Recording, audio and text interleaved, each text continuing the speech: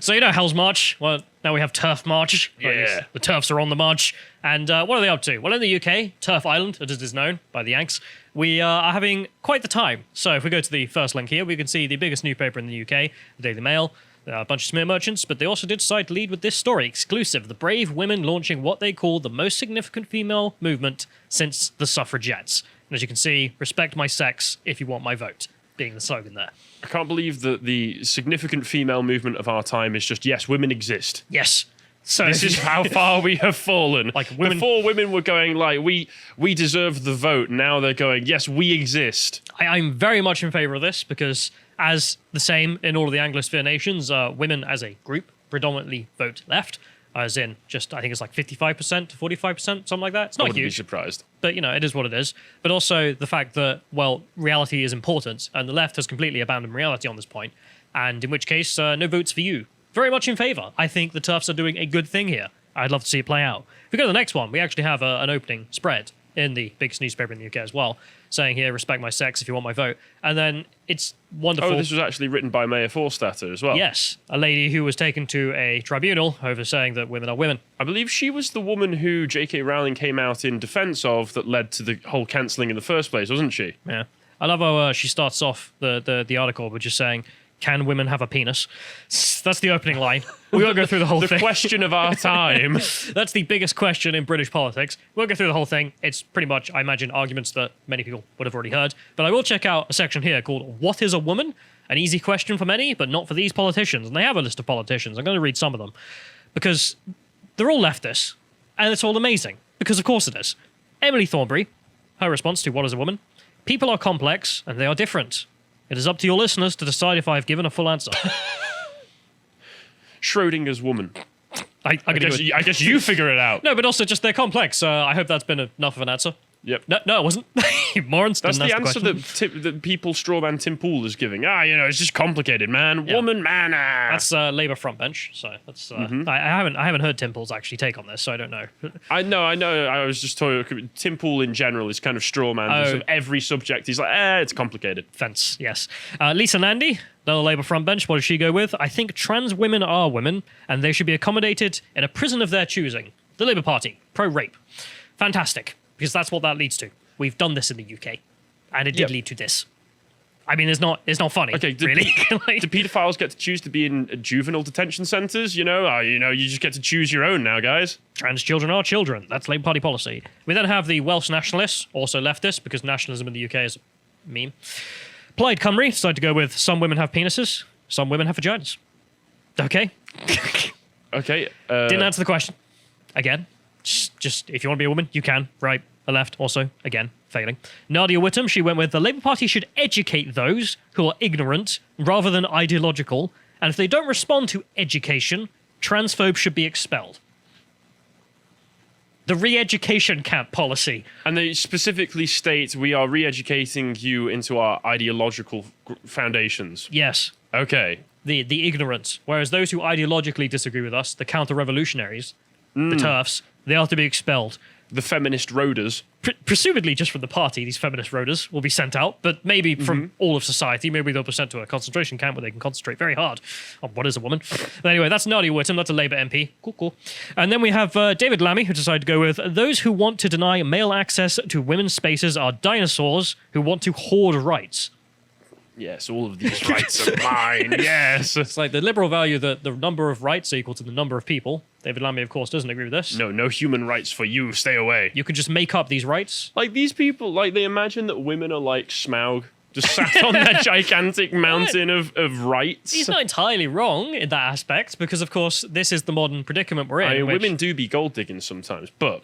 Well, in regards to rights, women have rights to women's only spaces, rightfully, and they should defend those rights. Men don't have those kind of protections, but they should, and they should exercise them where they can as well. But to say that the worldview should be that we only have certain rights for some groups and not for others, and therefore you can hoard these things, well, that is the left-wing worldview. The right-wing worldview is we have the equal number of rights to the equal number of people. Men and women should have those rights to gender-only spaces, whereas the left-wing worldview is not that. So what you're telling me is David Lammy MRA confirmed? I don't think so. I think he wants the rights hoarded amongst trans women and no one else. Well, I choose to believe. What I was programmed to believe. I love Futurama.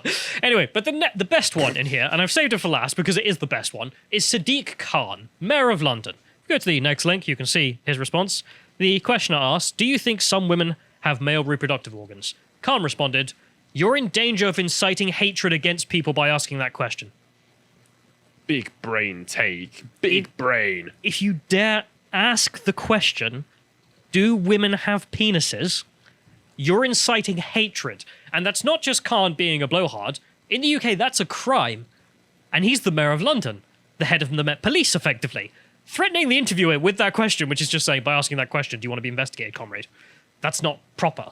It's not proper to ask such things. It's like old footage of people like Lauren Southern going through Muslim districts of Australia, and the police come up and be like, no, you can't be asking Muslims questions. Why not? Because you just can't. You'll incite hatred. Against who? What'll happen? No, you're at fault. My here. hatred against you, love. Yeah. That's the police for you. If we get to the next one, we can see at least one. I don't know.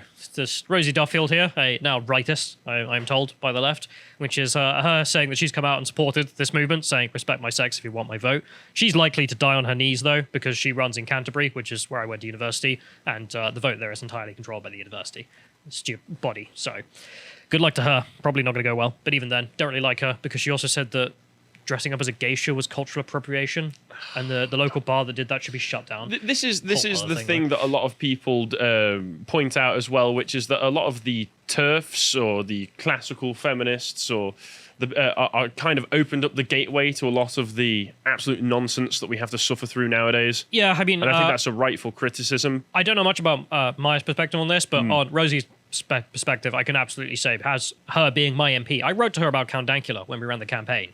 She just ignored my emails, calls, everything. And I was just like, right, yeah, just come. And then she tried to shut down a local bar because they dared to do something which was un-PC. I was like, okay, and now you're on the other side of the PC barrier. These people enjoy yourself. These people only care about these issues when it wraps back around to affecting them again. Rosie, I see that as an individual with people like Rosie. Yeah. Anyway, moving forward, we can also see J.K. Rowling decide to step in all this as well because she decided to make another storm. This time round, she found a video. The video is someone presumably transgender. I think I've looked up this person, Faye, because I sent you this, and yeah, I think the person is transgender and also homicidally violent, if her words are to be believed. Do you know it's impossible to tell if someone's transgender? Oh, I forgot. But yes, the homicidally violent is definitely true. As you can see there's two images from a video she made. As I kill TERFs, J.K. Rowling, I hope you fit in a hearse. So this is J.K. Rowling responding to that by saying, I'm afraid I can't give a shout out to everyone promising to murder me. One day. But there are so many of you, and I'm a busy woman. But this one deserves a mention for the 90s rave vibe. And so in her next book, she should, on the acknowledgements page, just every single death threat that she's received, just a warm thank you to Faye. And I can't note them all, but here's all the ones beginning with A. So it's just like the A section. It's like 300 extra pages in the book. Yeah. So there's that. If we go to the next link, we can see it's some crappy music video in which this person has tried to be cool. Again, I agree with Chris Reagan on this, which is just stop with the political music videos. Honestly, they never seem to work, and don't they're seem also to be just good. Cringe. Yeah, no matter the death threat aspect of it, but you could argue the call and incitement to violence. As rightists, we have definitely been on the side of pro freedom, and therefore, in regards to these sort of things in the past and today, it's sort of I don't care about this in the sense of the law should not be involved. Like, society can judge this as they will, but whatever. However, this is not how the world works in the UK. These sort of things are meant to be taken seriously by the police, regardless of our political worldview on what should be. However, of course, this doesn't matter because it's progressive and therefore is allowed to stick around, not only in the YouTube sphere, but also in the legal sphere as well. And there's also the obvious question of what if a person who was non-progressive did this in the reverse, talking about how they would put some trans icon in a hearse and would kill them. Of course, it would go down very well. No, and there's the obvious point, the double standard. As Rosa Dawn points out, the friend-enemy dichotomy here. Two tiers of morality, never forget. Because she's on the side of the progressives. The progressive, cathedral that runs our civilization will do everything to protect her and will do nothing to silence such things as well, regardless of your views on what should be. If we move forward, we can. This also just I want to say the friend-enemy dichotomy. Just some of it seems utterly stupid as well. We've had a discussion about this in the office. It's just like you end up defending political anchors because they're on the same ideological team, such as person calling for death, for example, or the hashtag kill all white men lady. Remember her? Stuff like that. I can, to a certain extent, I can understand the desire for the friend-enemy distinction, because when you see leftists, it is very tempting to look at them and go, quite a few of them seem to really want me and a lot of people I admire dead. Yeah. But at the same time, you still need to apply what I would describe as objective moral sort of values if you're going to avoid double standards. Well, I think the interest from the right, the friend-enemy distinction, is that it's amazing to see the left walk in a phalanx, and it is impressive how they can just target someone and absolutely destroy them all together. And that is impressive, but it also leads to them like defending pedophiles because they're leftists and therefore part of the team. One of us. Yeah, so a terrible idea for a worldview, and from what I can see here. If we move forward, we can also see the fact that this is an article that made it into the national press here. Twitter allows Faye fandom trans attack on J.K. Rowling. This call for death, as it's been put in the press. Remember, nuance doesn't matter. After Count Dankula, that is not an aspect of British law. The context of your video is not important, according to British law, or at least according to the case of Count Dankula. And if we go forward, we can see another case of this, in which you may remember hashtag kill all white men row. This is where a student diversity officer decided to tweet out hashtag kill all white men. I would feel very safe in that student body. I'm for diversity. Kill all the white men. Yeah, I mean, I'm sort of numb to this. I mean, plus it was a while ago. You kind of expect this these days. It's quaint to think that this was actually taken seriously at one point by the police because it was a death threat. And the police were actual police at the time, and were like, yeah, I don't care if she's a progressive, we should probably investigate this. And they did, even though the laws are terribly written, and they did. And what did they get? Well, if we go to the next one, we can see that now they found nothing because the police have now changed as well. And there you are. I mean, this is the kind of police force that will not enforce the laws in one way, but if you dare make a Nazi pug video, you're going to get locked up, sunshine. I just love this. Do you remember this video? I think I've seen it at some point. Wait, was that the compilation of all of the police officers saying, like, I'm an ally, I'm an ally, yeah, I'm an ally? But this is some, like, 45-year-old lady who just looks like a dimmy in Islam. She looks confused. I'm wearing this rainbow, which means I'm an ally. And she just looks sad. Like, she doesn't even want to be there. Well, it's because she's having to pledge her allegiance to an ideology she probably doesn't even understand, but she knows that if she doesn't, she's in trouble. Gonna get cut from the force. Just look at all the like, there's rainbows on her tie, there's rainbows on the lapel, there's rainbows on the lapels on the side. Yeah. There's rainbows behind her. I mean, the police force is what it is now. It is not a force for. Especially ironic given that this is English police. We hardly ever get rainbows. Yes, as well. If we move forward, we can also see the TERF March is being supported by GB News here. So this is a lady who went up there to support it there, saying not only is science under attack, but free speech is under attack. The truth is under attack. Absolutely true, and also good for Andrew Doyle there, giving these people a platform to come and talk about this. If we move forward, we can also see the fact that J.K. Rowling decided to launch up another clip that went viral, which is about the fact that this period in history is going to be seen incredibly poorly in the future. Probably rightfully as well. I won't be looking back on it with rose-tinted glasses, I'll say that for sure. No, I mean, the TERFs have done the right thing here. We've done the right thing. All the people saying that maybe don't transition kids. Maybe don't be obsessed with such things. Because they're kids. Maybe stop like putting sexual identities on children as well while you're at it. Maybe just give that a try, guys. Bare minimums. I know it's hard for leftists not to sexualize children, but you could give it a try. Yeah, well, apparently they didn't. Of course they didn't. And Tavistock being a great example of this. And J.K. Rowling promoted this clip in which a chap, Dr. David Bell here, decided to come out and just say all of the problems with this culture in very stark terms. So let's play this. 4,000% explosion in presentations of children with gender dysphoria. That is, children who are have a psychological disturbance in relation either to their sexual body. There are a number of pathways to this, and there's been a great pressure to affirm these children as being trans, for example, when they present, without appropriate exploration. 35% of these children are on the autistic spectrum. A large number of these children, and this has also been acknowledged by the LGB Alliance, a large number of these children are gay and lesbian children who are suffering in relation to their sexual orientation and need to be helped to understand themselves better. So that is, they have what we call an internalized homophobia. They hate themselves, they hate their sexual body, and they want to get out of it. What is really, really important in these instances is to recognize the terrible suffering of these children and not to precipitately label them as trans and put them on a medical pathway which has irreversible consequences. So there you see. There's the argument. Very interesting. Interestingly enough, a few years ago, if people had been talking about, internalized homophobia and internalized this and that, I probably would have laughed at them. But I think with all of the evidence that's piling up regarding these trans kids, the argument is becoming much stronger than it used to be. I don't know, man. He could be a quack doctor. Oh, What does he God. know? He's probably one of those misinformation doctors again. He's just making stuff up. He has no expertise in the field whatsoever. Except, of course, he does. If we go to the next link, John, you can load up the fact that the Guardian article just saying that, no, he's actually one of the Tavistock whistleblowers. Which automatically discredits him in the eyes of some. People who don't know, Tavistock is the group within the NHS, or at least the clinic, which is made for transitioning kids, because that's normal, state-funded. And he just came out and became a whistleblower along with loads of other people saying, yeah, these people are nuts that I'm working with. Like, they're obsessed with transitioning children for ideology, not for healthcare at all. And, 4,000% increase. That's normal. One of the arguments that people always put forward is, well, they still have to go through all of these testing. They need to go through these conversations. Isn't he one of the guys who came out and was like, oh, no, these conversations are basically just, are you cool? You're a girl that likes football? Oh, boy.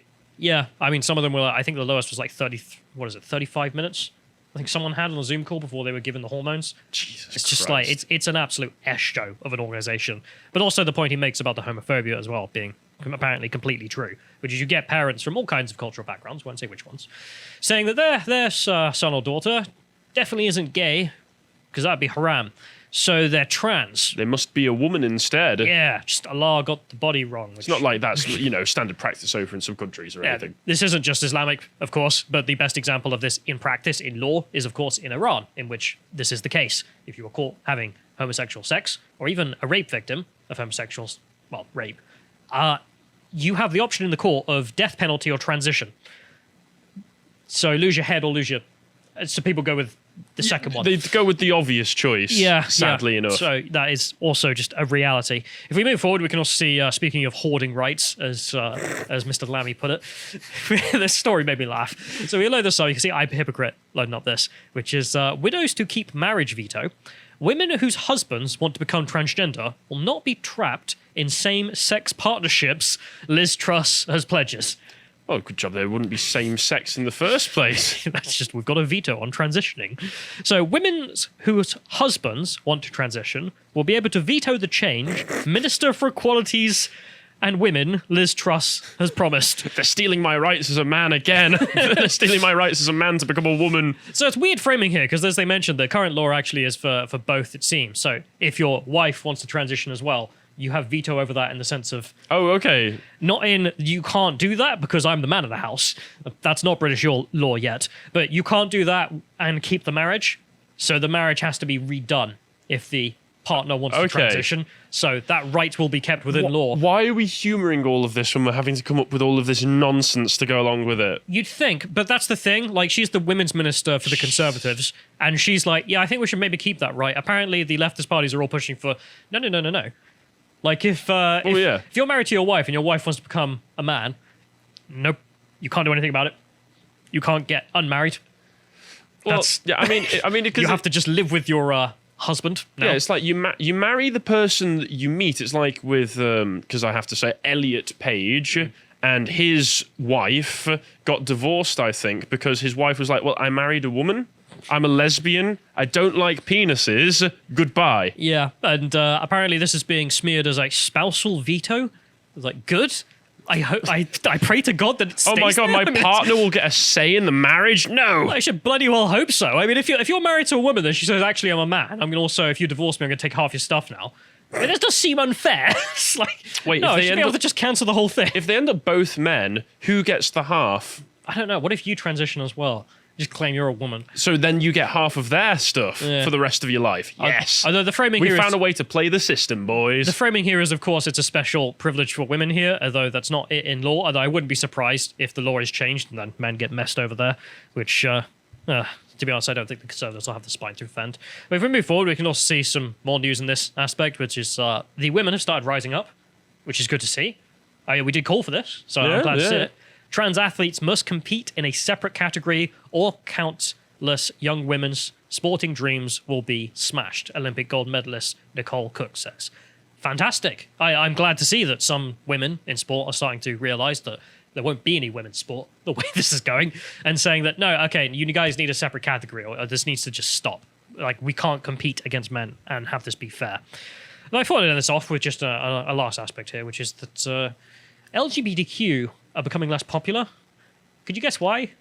Well, I think we'll cover this in the next segment. But here's one quick reason, which is LGBTQI plus awareness dates. We'll cover those in a minute, but I just want to demonstrate them here for a minute, just to see how many there are. 11 months of the year. Fantastic. And if we go to USA Today, we can see the news on this, which is the number of Americans 18 to 34 who are comfortable interacting with LGBTQ people slipped from 53% in 2017 down to 45% in 2018.